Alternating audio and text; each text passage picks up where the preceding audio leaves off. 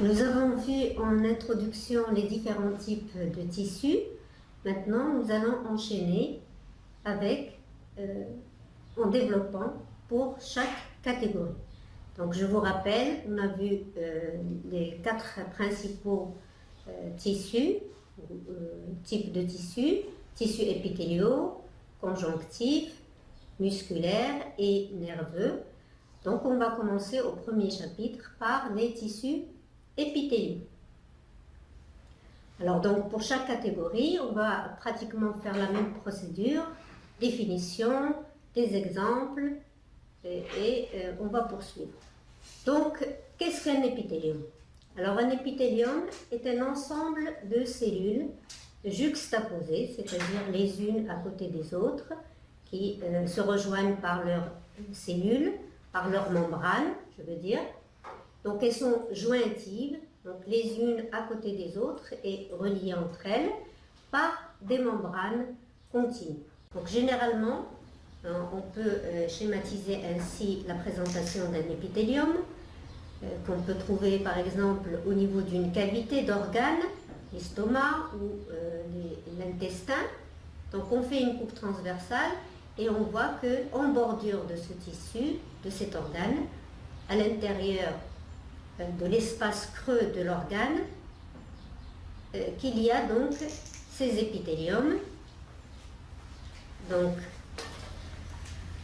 vous voyez les cellules ici avec leurs noyaux qui sont juxtaposés, reliés entre elles.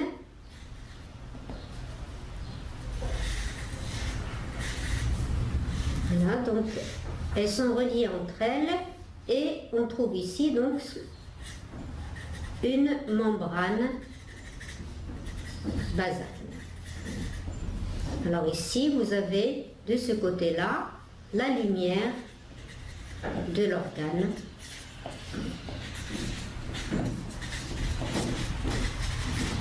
qui constitue donc ce qu'on va appeler par la suite, ce que je vais vous définir, le pôle apical de l'épithélium. Alors ici, donc, ces cellules-là ne possèdent pas de vascularisation, mais ici, au niveau du tissu sous-jacent, c'est-à-dire celui qui se trouve en dessous de ces cellules, on a des vaisseaux sanguins qui permettent d'apporter les éléments nutritifs à ces cellules. Donc, vous avez toujours ce lien entre l'épithélium et le tissu conjonctif sous-jacent. Alors donc, de ce fait, ces cellules ont des caractéristiques précises, donc elles sont toujours polarisées. Donc, ces cellules ont la particularité d'être polarisées. Donc, je m'explique. Vous avez donc du côté de la membrane basale ce qu'on appelle le pôle basal. Et vous avez du côté de la lumière ce qu'on appelle le pôle apical. Alors au niveau du pôle apical, il y a ce qu'on appelle il peut y avoir ce qu'on appelle des différenciations. Et de ce fait, comme elles se trouvent du côté apical, on les appelle différenciations apicales. Alors on peut y trouver différentes structures qui apportent une fonction supplémentaire au tissu.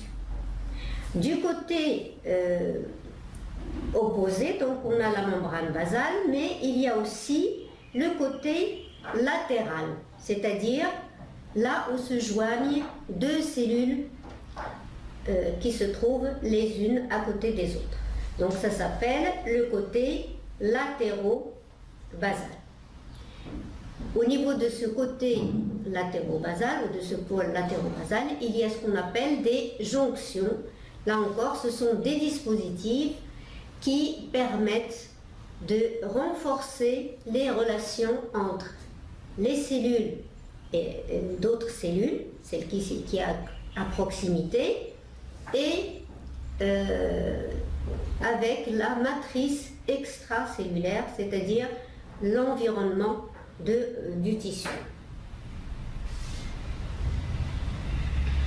Alors, on va commencer d'abord par la membrane basale, qu'on appelle également lame basale parce qu'en fait, c'est une membrane qui a une structure complexe, mais pour simplifier, on va l'appeler indifféremment lame basale ou membrane basale.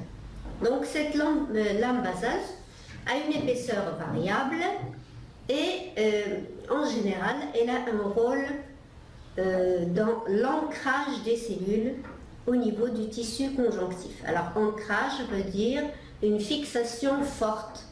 Alors, pourquoi il doit y avoir une fixation forte entre le tissu épithélial et le tissu conjonctif?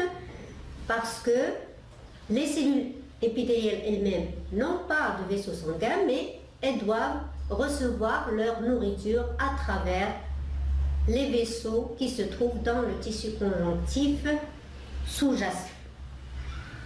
Alors, cette membrane basale a de nombreux rôles dans différents processus physiologiques. On ne va pas entrer dans les détails maintenant. Donc,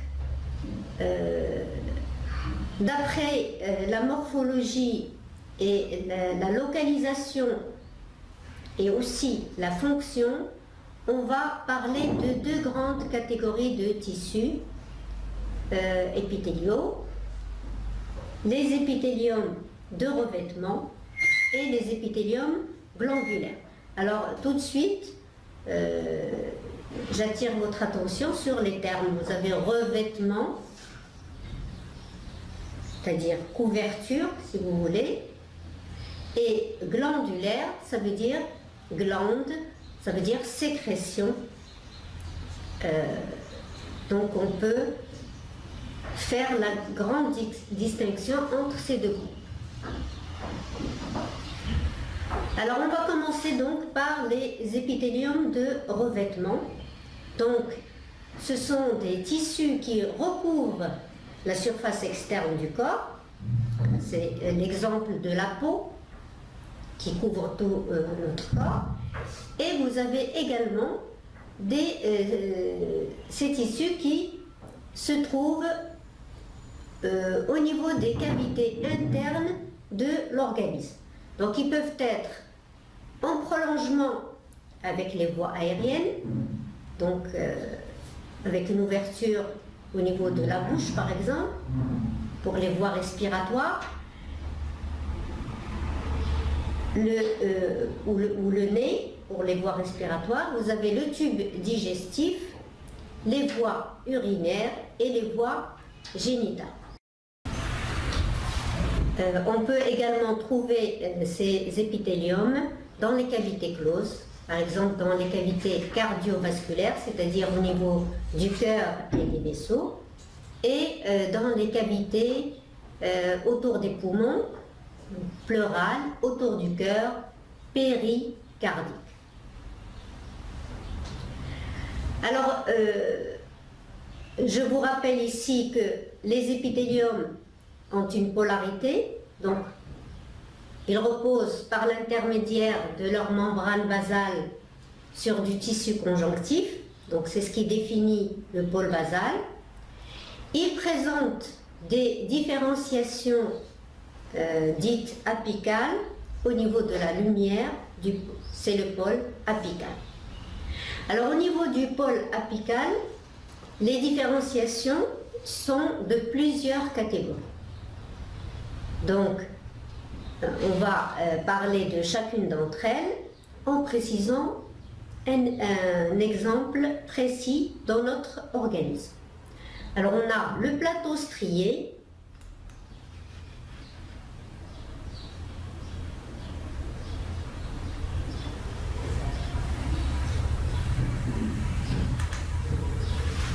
Alors, on a le plateau strié, la bordure en brosse, les stéréocils et les cils.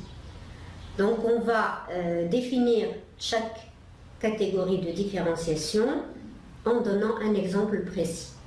Alors toutes les photographies ou illustrations, pour toutes les illustrations, j'ai utilisé le site qui est affiché ici. Alors on commence par le plateau strié. Alors le plateau strié, on l'appelle ainsi parce que justement il est constitué d'un certain nombre de structures qui donnent une striation particulière qui peut être visible au microscope optique et qui peut être mise en évidence au microscope électronique. Donc il s'agit de structures qu'on trouve particulièrement au niveau des cellules de l'épithélium intestinal. Donc il s'agit de microvillosités qui sont rectilignes, c'est-à-dire qui ont la même taille, la même longueur et qui ont le même diamètre. Donc elles sont disposées parallèlement et de façon très ordonnée. Donc on voit ici au microscope optique donc une striation au niveau du pôle apical des cellules épithéliales. Alors là vous avez bien sûr le pôle basal. Alors au microscope électronique donc on voit qu'il s'agit de structures en doigt de gant. Donc ça correspond en fait à une invagination de la membrane et donc ça donne de nombreux replis.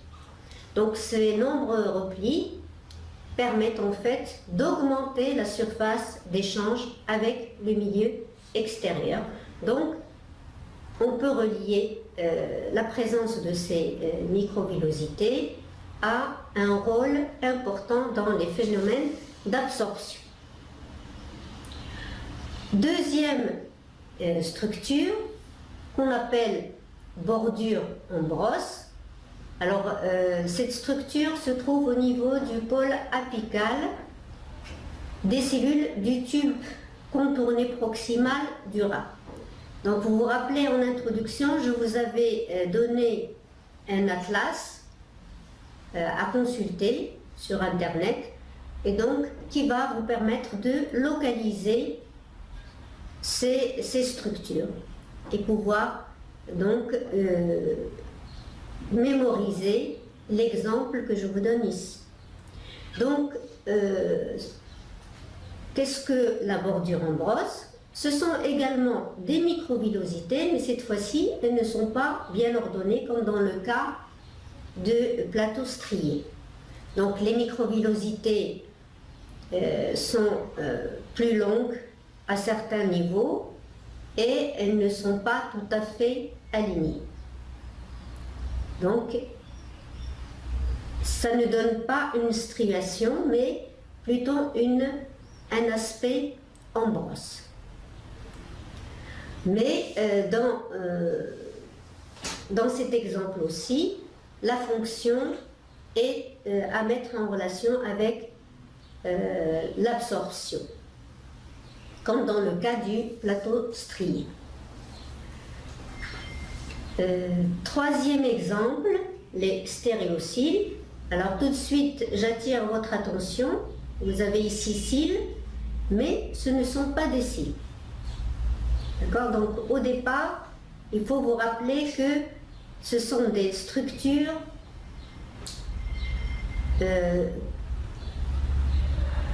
qui ont un aspect de microvillosité. Alors la différence avec les autres types de microvillosité, c'est que au départ, on a des microvillosités qui commencent, mais qui s'enchevêtrent par la suite. Donc ça nous donne au microscope optique des petites touffes qui surmontent le pôle apical des cellules. Donc on a les microvillosités qui sont parallèles à la base, mais qui deviennent entremêlées au fur et à mesure qu'on se déplace vers le pôle apical. Alors donc les stéréocils, on les trouve généralement dans le canal épididymaire et au niveau du canal déférent. Alors ces deux tubes, ces deux canaux, se trouvent au niveau de l'appareil génital de l'homme. Donc je vous renvoie encore à l'atlas d'anatomie. Alors, pour le rôle de ces stéréocils, ce n'est pas encore défini jusqu'à maintenant. Mais en général, ça n'a aucun rapport avec la mobilité parce que ce ne sont pas de cils et qui ne sont pas mobiles.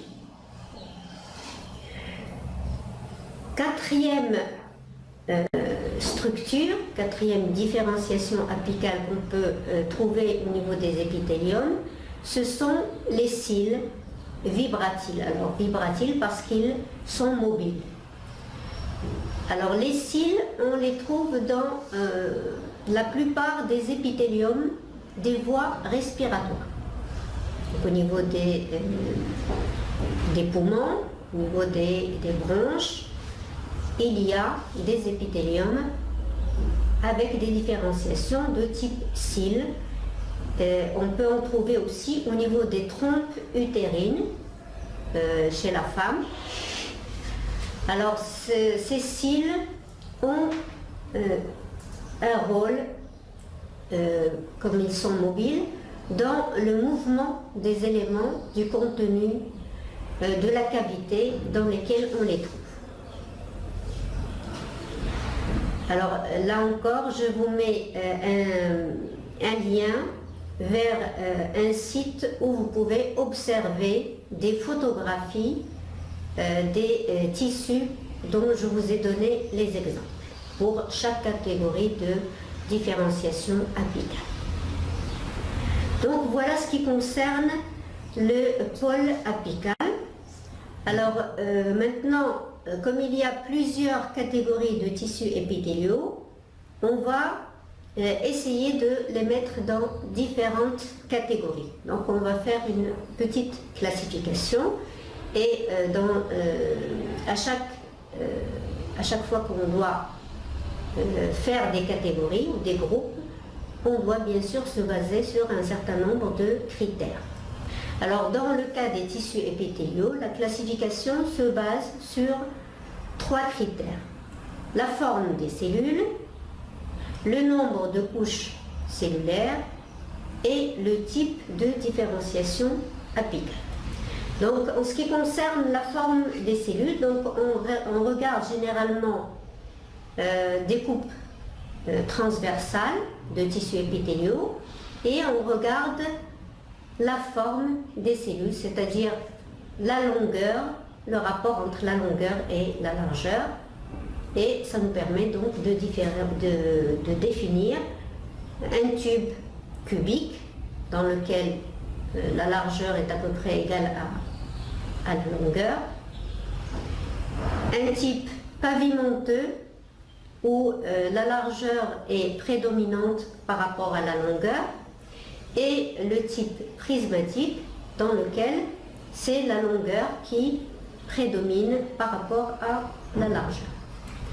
En ce qui concerne le deuxième critère, donc on regarde le nombre de couches de cellules. S'il y a une seule couche de cellules, l'épithélium est dit simple ou unistratifié.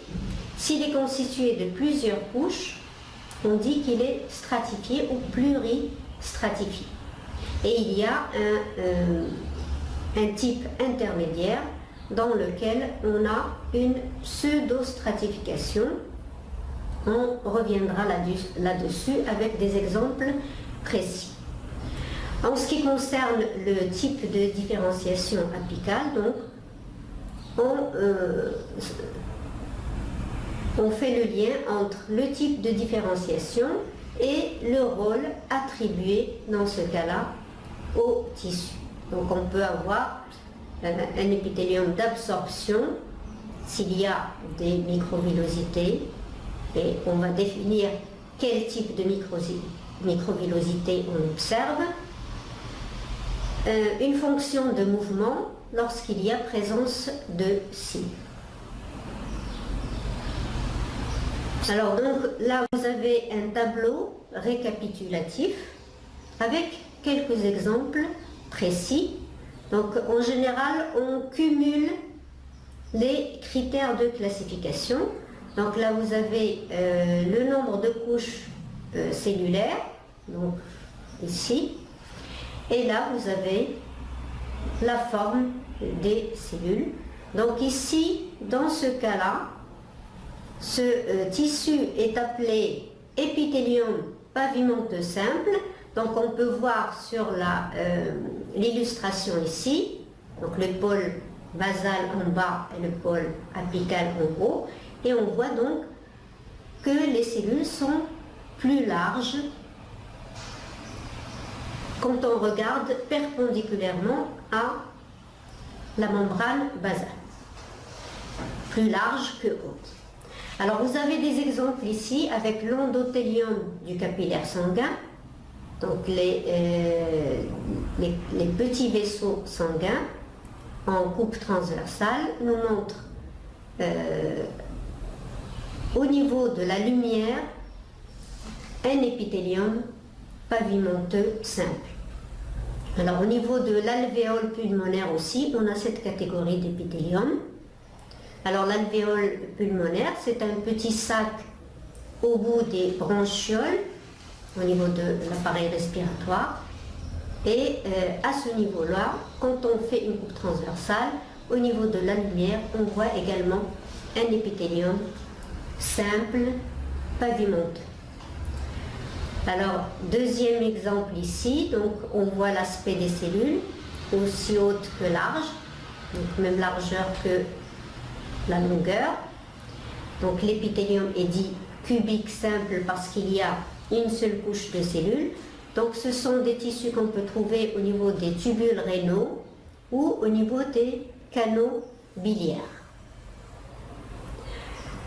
Ici, vous avez la catégorie d'épithélium prismatique ou cylindrique. On dit prismatique ou cylindrique pour montrer la forme allongée des cellules par rapport à la membrane basale. Donc c'est un tissu constitué d'une seule couche de cellules, donc il est dit simple, et on a des exemples ici au niveau des trompes, dans l'appareil génital de la femme, au niveau de la vésicule biliaire et au niveau de l'intestin. Et il y a donc des microvillosités comme type de différenciation apicale.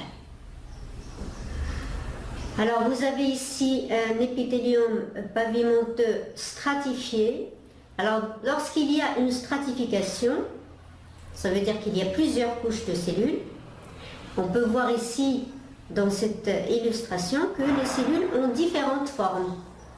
Du pôle basal vers le pôle apical, les cellules n'ont pas la même forme. Donc pour déterminer le groupe selon la forme, il faut dans ce cas-là regarder l'aspect des cellules apicales. Donc on voit ici qu'elles sont aplaties et donc ça nous permet de déterminer le type stratifié pavimenteux. Alors vous avez deux exemples ici, l'exemple de la peau et l'exemple de l'œsophage. Alors au niveau de la peau, il y a au niveau des couches superficielles pavimenteuses, on a des cellules qui deviennent plus dures parce qu'elles sont kératinisées. Alors, qu'est-ce que c'est que cette kératinisation? C'est les cellules qui se remplissent d'une protéine qu'on appelle la kératine et qui, lorsqu'elles sont mortes, se détachent au niveau de la surface de notre épiderme. Donc l'épithélium au niveau de la peau est pavimenteux stratifié, et comme il y a plusieurs couches de cellules qui se kératinisent, qui deviennent plus dures, donc on l'appelle kératinisé. Et on peut observer dans le cas de l'œsophage par exemple, la même structure de cet épithélium avec plusieurs couches de cellules superficielles aplaties, sauf qu'il n'y a pas de cellules kératinisées. Donc on a ici deux exemples, avec un épithélium pavimenteux stratifié kératinisé, et ici un épithélium pavimenteux stratifié non kératinisé. Alors, dans la catégorie de l'épithélium cubique stratifié, on peut voir au niveau du canal excréteur rénal la disposition de deux couches cellulaires de forme cubique. Dans le cas de l'épithélium prismatique cylindrique, on a des portions d'urètre, donc au niveau de l'appareil urinaire masculin ou féminin, dans lequel on a au niveau de la couche superficielle des cellules allongées, donc plus longues que larges. Alors on a parlé également d'une catégorie intermédiaire qu'on a nommée pseudo-stratifiée. Alors pseudo veut dire que ça ressemble à une stratification, et ça vient du fait que les cellules sont constituées de plusieurs catégories de cellules, mais qui arrivent toutes au niveau de la membrane basale. C'est la différence avec la stratification. On a ici plusieurs couches allongées, c'est un type prismatique, et on a également des petites cellules à côté de ces cellules allongées, et le tout repose sur la même membrane basale. Donc c'est un tissu prismatique pseudo-stratifié, et ça caractérise généralement les voies respiratoires. Donc ici vous avez l'exemple de la trachée artère, et vous avez également l'épididyme. Alors au niveau de la trachée artère, on a généralement des cils comme différenciation apicale. Au niveau de l'épididyme, on a plutôt des stéréocils. Donc on vient de voir les caractéristiques des épithéliums de revêtement. Alors ça c'était une première catégorie donc d'épithélium, et on va voir maintenant l'autre catégorie, les épithéliums qu'on appelle glandulaires. Alors pourquoi on les appelle glandulaires? Parce que ce sont des tissus constitués de cellules épithéliales qui sont spécialisées dans la sécrétion. Sécrétion, ça veut dire synthèse ou élaboration de substances qui vont sortir ou agir au niveau d'autres tissus.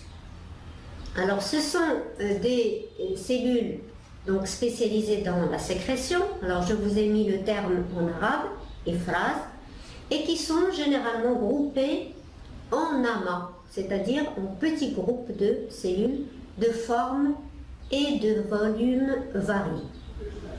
Alors les glandes en arabe, on les appelle l'rouded. Alors comment se forment ces glandes? Alors les glandes se forment à partir d'un épithélium de revêtement. Alors vous vous rappelez la schématisation d'un épithélium de revêtement, donc un ensemble de cellules jointives avec d'un côté la lame basale au niveau du pôle basal, et de l'autre côté un pôle apical au niveau de la lumière. Alors la formation des glandes, ce qu'on appelle l'histogenèse, se fait à partir de cet épithélium de revêtement, et on peut avoir deux catégories de glandes selon l'évolution, selon le type d'évolution. On peut avoir des glandes exocrines, vous reconnaissez ici le terme exo, donc vers l'extérieur, crine, sécrétion, ou alors des glandes endocrines. Donc on va définir chaque catégorie et voir quelle est la différence en ce qui concerne donc l'histogenèse. Alors donc, dans le cas des glandes exocrines, Donc, si on a schématisé ici l'épithélium d'origine, l'épithélium de revêtement, on voit que les cellules sécrétrices, donc qui forment donc ici des petits amas de forme ici sphérique par exemple. Donc on voit que dans le cas des glandes exocrines, le lien avec l'épithélium d'origine est maintenu et le produit de sécrétion peut être alors déversé. Donc ici les portions sécrétrices, donc les cellules épithéliales qui donc synthétisent une substance, va être acheminé ici vers l'extérieur de ce tissu. Dans ce cas, ce sera à travers ce canal qu'on appelle canal excréteur. Donc, dans le cas de l'épiderme, les sécrétions sont déversées vers la surface. Dans le cas de l'estomac, par exemple, de l'intestin, les sécrétions vont être déversées au niveau de la cavité qui est en rapport avec l'extérieur. Dans le cas de l'autre catégorie de glandes qu'on appelle endocrines, là vous avez donc endo, intérieur, crine, sécrétion, là on voit qu'il n'y a pas de lien avec l'épithélium d'origine. Donc ici vous avez les cellules sécrétrices qui sont entourées de vaisseaux sanguins au niveau du tissu conjonctif. Et donc le produit qui est sécrété par ces cellules est déversé directement dans le sang. Alors ce type de sécrétion, ce type de substance s'appelle hormone. Alors les hormones, vous en connaissez quelques-unes. La thyroïde, par exemple, au niveau de la glande thyroïde, vous avez les hormones T3, T4, les hormones thyroïdiennes. Vous avez l'insuline, le glucagon. Et il y en a d'autres. Donc ce sont des substances qui sont sécrétées donc au niveau de ces cellules, au niveau de ces glandes endocrines, et qui agissent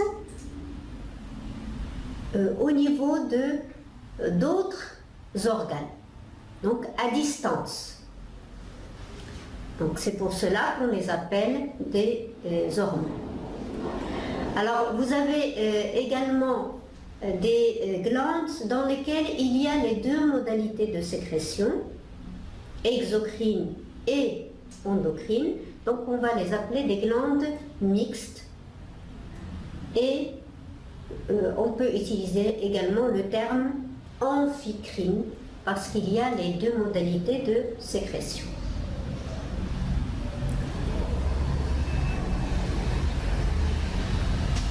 Alors donc, on a plusieurs catégories de glandes exocrines, plusieurs catégories de glandes endocrines.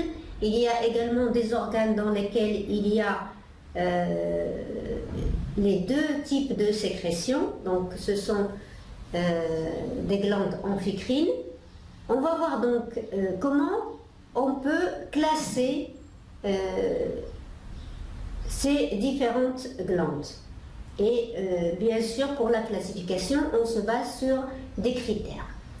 Donc, on va commencer par les glandes exocrines et on va se baser dans un premier temps sur les critères morphologiques, c'est-à-dire la forme générale de la glande. Alors, on a vu dans l'illustration précédente que les glandes exocrines comportent des portions sécrétrices et il peut y avoir ou non un canal qui permet l'évacuation de ces substances sécrétées. Donc ça nous permet d'avoir deux catégories de glandes exocrines selon qu'il y a un canal excréteur ou qu'il n'y en a pas. Donc, si le canal excréteur est absent, on peut avoir ces cas de figure. Donc, avec un premier exemple ici, vous avez un épithélium qui est schématisé ici, l'épithélium de revêtement, dans lequel on voit une seule cellule qui sécrète une substance. Alors, c'est une cellule isolée à l'intérieur de l'épithélium. Donc, ça définit le type de glande unicellulaire. Alors, comme c'est une cellule qui a une forme en calice, on dit qu'elle est caliciforme. Calice, comme celui de la fleur. Donc, une forme renflée à la base, qui ressemble à un calice.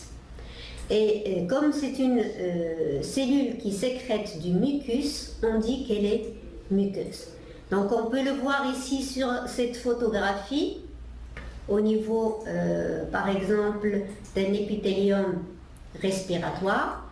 Donc on peut voir ici les cellules de l'épithélium avec des noyaux rouges. Et là, vous avez cette cellule arrondie, ici allongée, caliciforme, avec des sécrétions muqueuses.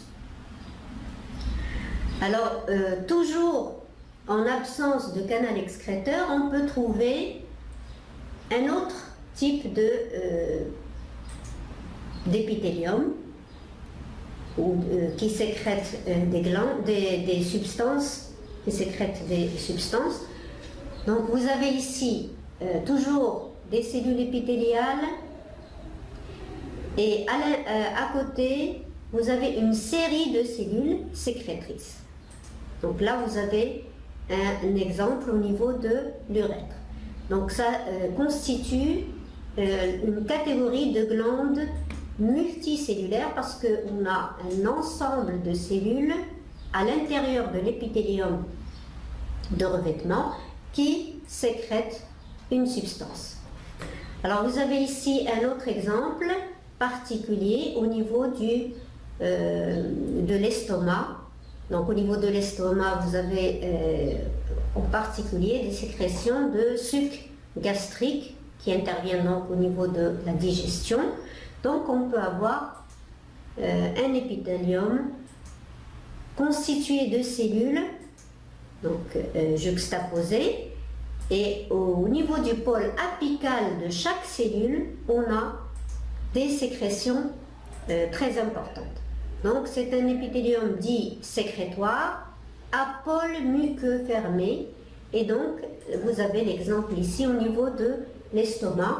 Alors on peut voir ici ce pôle apical coloré parce que justement on a utilisé une coloration spécifique qui nous permet de mettre en évidence ce pôle muqueux au niveau de l'épithélium sécrétoire de l'estomac.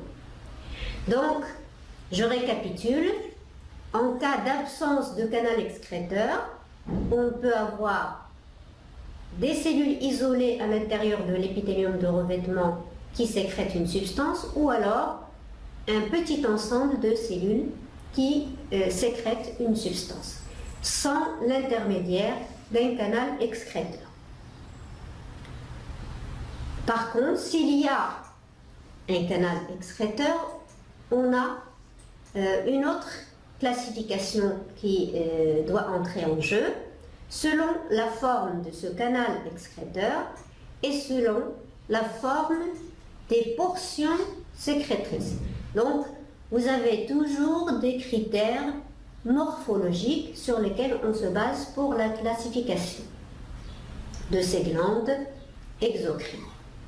Donc, lorsque le canal excréteur est présent, il peut être rectiligne, voilà, former une forme droite non ramifiée. Dans ce cas-là, la glande est dite simple, ou alors on peut avoir une ramification, c'est-à-dire qu'on a ici une branche qui va se subdiviser et donc donner une ramification. Donc la glande est dite ramifiée. Alors, donc pour la suite de la classification, on regarde, par exemple, dans cette catégorie de glandes simples, on regarde la forme de la portion sécrétrice qui est ainsi schématisée en rose. Alors, si les cellules sécrétrices forment un tube, la glande est dite tubuleuse. Si elle forme un petit amas de cellules donnant une forme de petite sphère, alors qu'on qualifie d'acineuse, parce que lorsqu'on fait une coupe transversale au niveau de cette sphère, on voit une petite lumière. Donc la glande est dite acineuse, un acinus.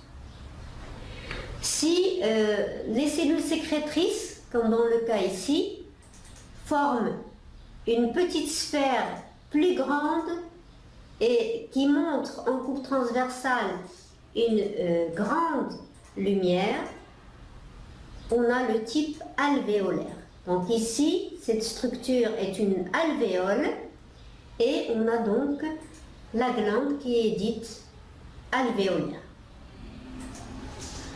Dans l'autre catégorie, lorsque le canal excréteur est ramifié, là encore on regarde la forme des portions sécrétrices et là vous avez l'exemple des glandes composées ramifiées.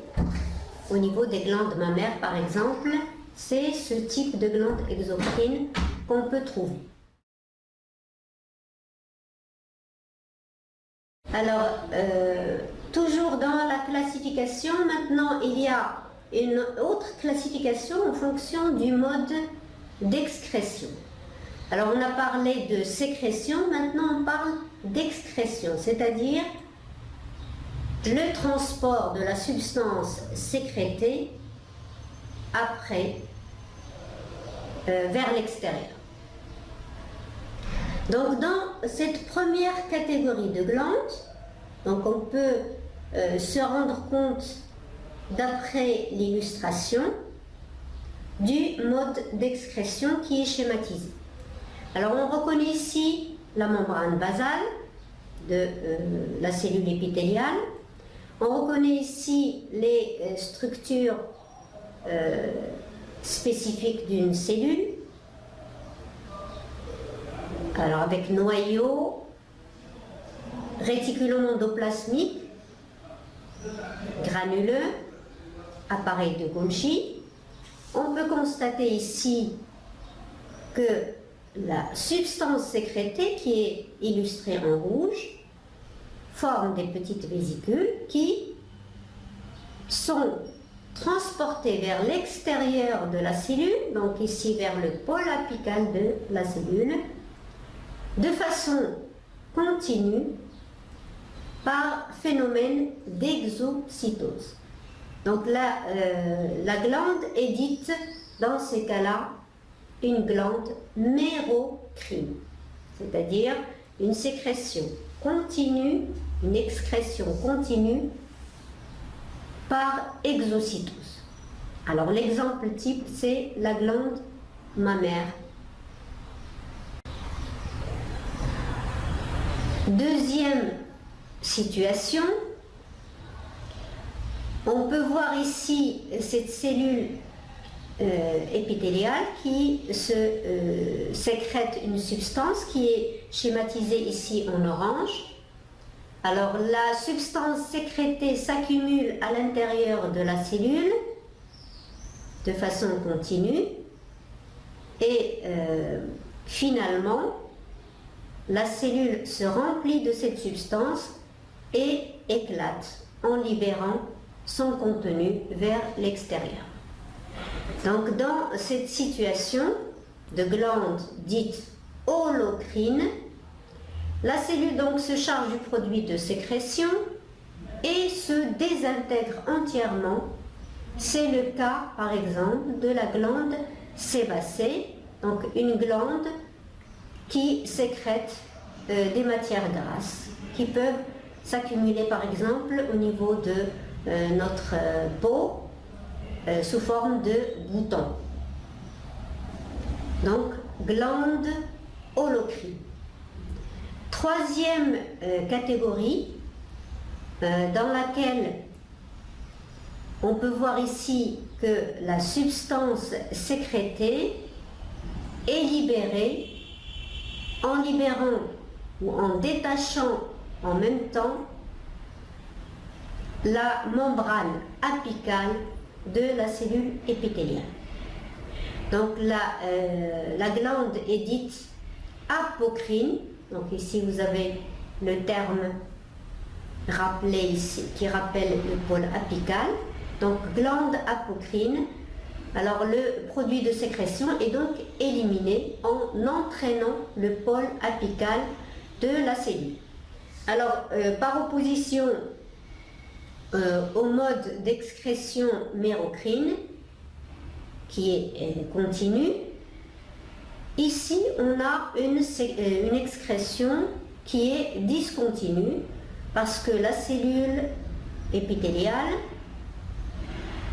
doit reconstituer sa membrane apicale avant de reprendre un deuxième cycle de sécrétion. Alors le cas ou l'exemple donné ici, c'est la glande sudoripare pour l'excrétion de la sueur.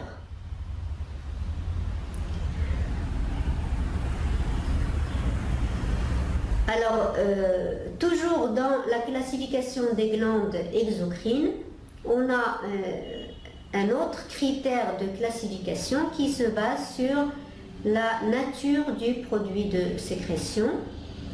Alors, on a deux possibilités, soit que les sécrétions sont de type enzymatique, et la glande est dite séreuse.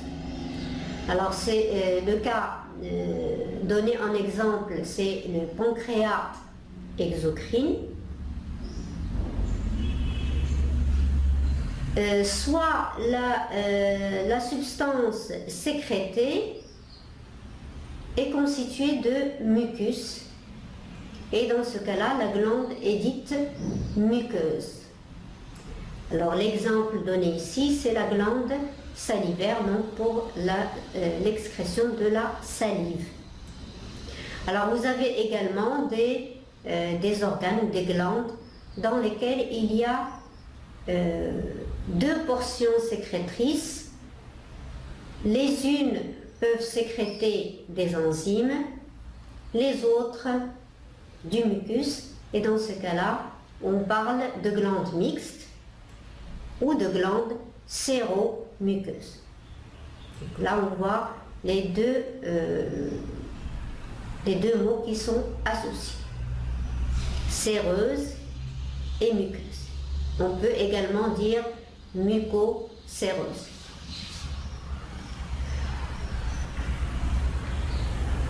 Là, vous avez un tableau qui vous permet de retrouver ici quelques exemples de glandes exocrines avec leurs principales substances sécrétées puis excrétées.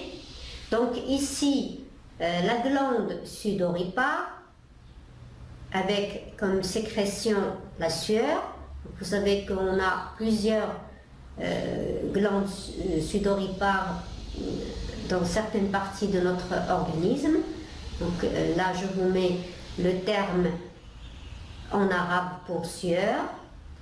Vous avez la glande sébacée avec la sécrétion de sébum, la glande lacrymale avec les sécrétions de larmes, la glande mammaire pour la sécrétion de lait,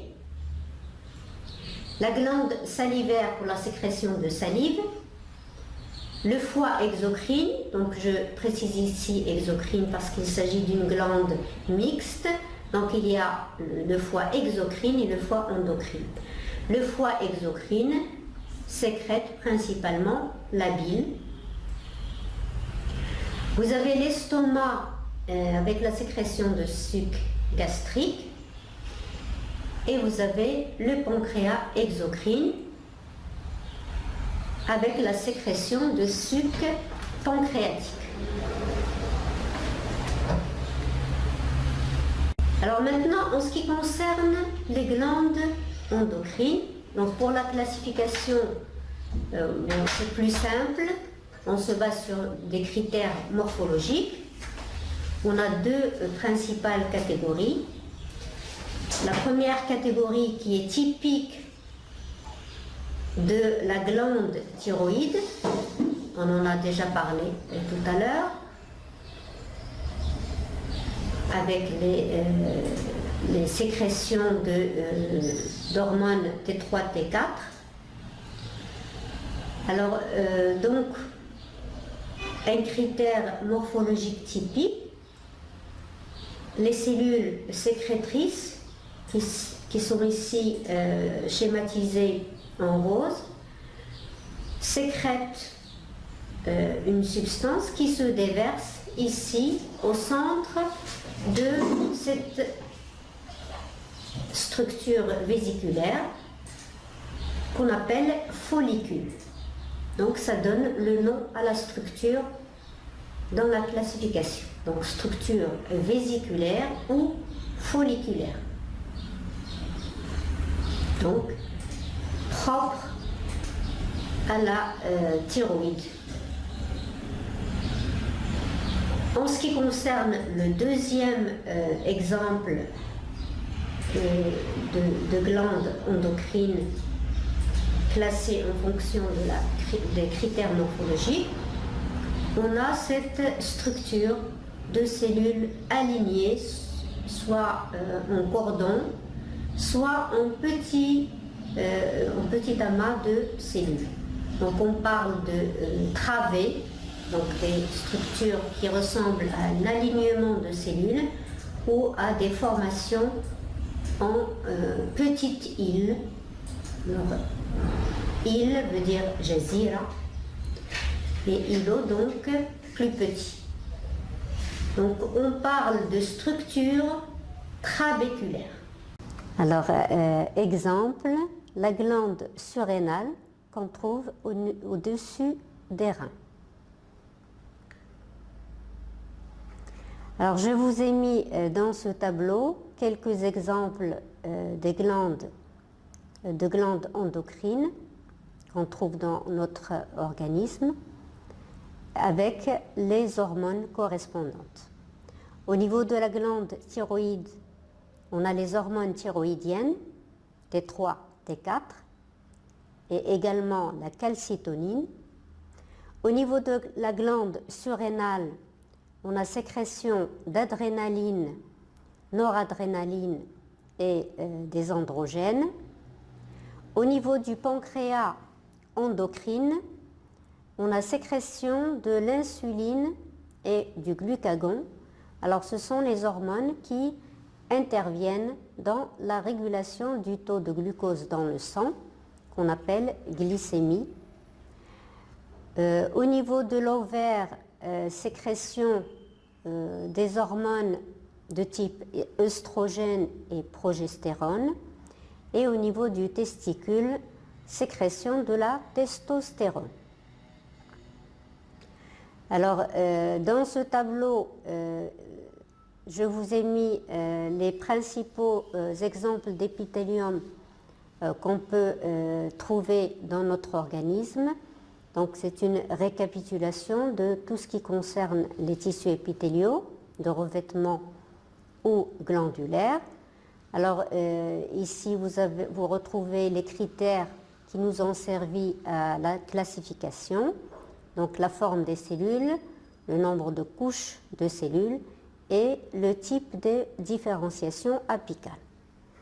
Donc, au niveau de l'intestin, par exemple, on a un épithélium prismatique, simple, à plateau strié, donc présence de microvillosités qui interviennent dans la fonction d'absorption, et il y a également des cellules caliciformes, sécrétrices de mucus. Au niveau des voies aériennes supérieures, comme par exemple au niveau de la trachée, des bronches, l'épithélium est prismatique, pseudostratifié, et au niveau des différenciations, on a des cils. Il y a également présence de cellules à mucus ou cellules caliciformes. Au niveau de l'épiderme, au niveau de la peau, l'épithélium est pavimenteux, stratifié et les couches superficielles contiennent de la kératine, donc on dit qu'il est kératinisé.